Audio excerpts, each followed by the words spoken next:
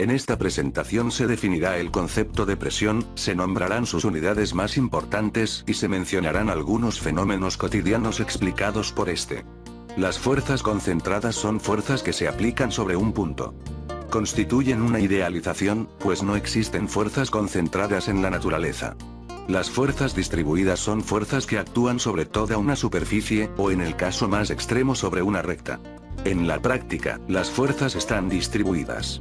Dado que las fuerzas reales se aplican distribuidamente en toda la extensión de una superficie, se hace necesario definir el concepto de presión. Se denomina presión ejercida por una fuerza sobre un área o superficie al cociente entre la magnitud de esa fuerza y la superficie. El valor de la presión entrega una idea de la distribución de la fuerza en la superficie. Si se aplica sobre una superficie una fuerza perpendicular a ella, la presión aplicada por la fuerza es igual a la magnitud de ella dividida por su superficie. Considere una fuerza de magnitud F aplicada a una superficie A, con un ángulo de inclinación θ respecto de la vertical. La componente paralela o tangencial de F al plano de la superficie no produce presión, y generalmente está relacionada con fuerzas de rozamiento. La componente perpendicular de F al plano de la superficie, ejerce una presión cuya magnitud es igual a F multiplicado por el coseno de θ, dividido por la superficie. En el sistema internacional o MKS, la unidad de presión es el pascal. Un pascal equivale a un newton dividido en metro cuadrado. La unidad de presión denominada atmósfera equivale a la presión que ejerce la atmósfera terrestre al nivel del mar. Una atmósfera o ATM equivale a 101.3 kilopascales.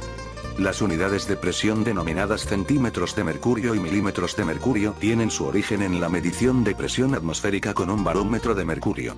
Si ρ/Hg es la densidad del mercurio y g es la aceleración de gravedad, se definen estas unidades de la siguiente manera: x milímetros de mercurio equivalen al producto de ρ/Hg por g por x milímetros.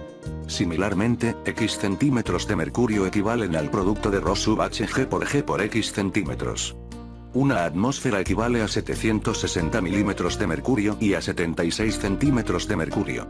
Otras unidades relevantes de presión son el bar y el milibar, usadas comúnmente en meteorología para informar el valor de la presión atmosférica. Un bar equivale a 10 elevado a 5 pascales, y un milibar equivale a 10 elevado a menos 3 bares, o a 10 elevado a 2 pascales. El SI o libras fuerza dividido en pulgadas cuadradas, es la unidad de presión del sistema británico. Una atmósfera equivale a 14.7 SI, y un SI equivale a 6.894.7 pascales. Las figuras de la izquierda muestran el hecho de que dos fuerzas iguales pueden producir presiones diferentes. Se muestra un mismo cuerpo de 200 newtons apoyado en dos caras de diferente área, y que por eso mismo aplica presiones diferentes al suelo. Las figuras de la izquierda muestran el hecho de que fuerzas diferentes pueden producir presiones iguales.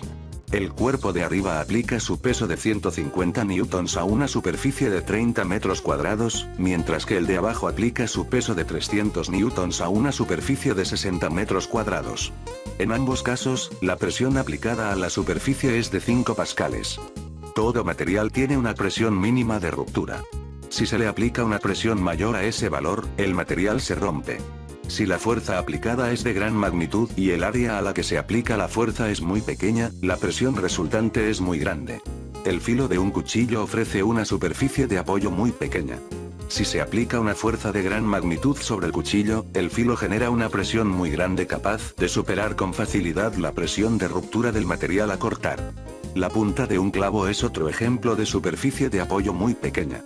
Al ser golpeado el clavo por un martillo, la fuerza del golpe genera una gran presión sobre la madera en la que está apoyada la punta, lo que facilita su perforación. Si las dos personas en la figura tienen igual masa, la mujer, cuyos pies tienen menor superficie, dejará una huella más profunda en la arena que el hombre. En las figuras contiguas, si cada par de personas tiene igual masa, las que usan esquíes o raquetas para caminar sobre la nieve ejercen menor presión sobre ella que los que usan calzado normal, lo que se refleja en una menor profundidad de la huella. Para un fakir acostado en una cama con clavos, el peso se reparte entre las puntas de los clavos. A mayor número de clavos, menor será la presión sobre cada uno, lo que le permite al fakir acostarse sin correr riesgo alguno.